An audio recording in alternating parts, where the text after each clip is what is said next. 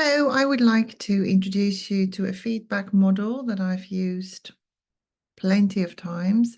It's really helpful to have a bit of structure when you provide feedback for the reasons of being clear and not confusing people, but also for it to be really effective when the message comes across.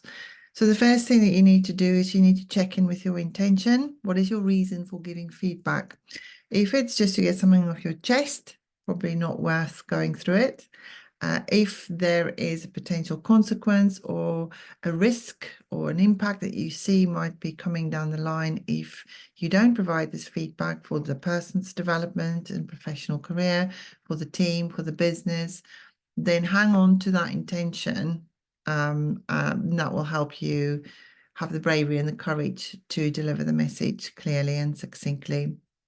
So the EEC feedback model, EEC is event, effect, and change.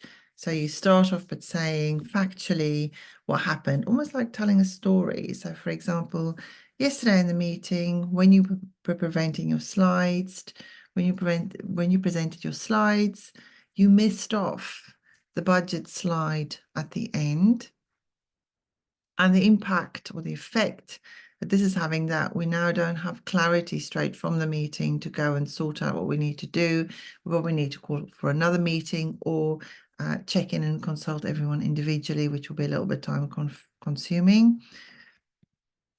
So maybe next time, if you are going to leave out an important slide, maybe just check in and see if I can support in any way.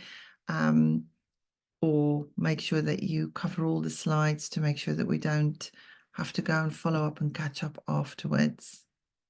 So that's an example. You could also use this feedback model as a positive feedback.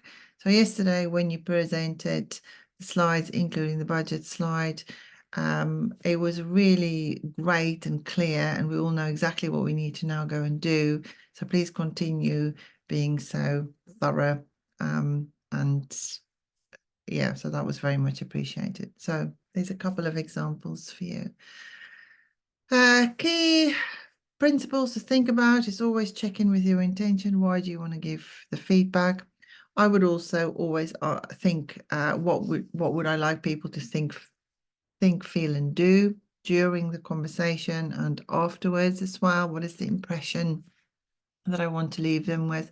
How do I want them to go away feeling? Would I like them to feel inspired to go and make the change?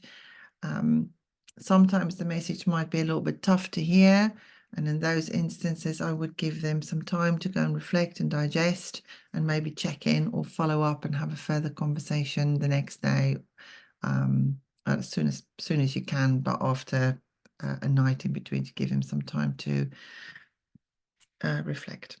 Hopefully that's useful. Thank you.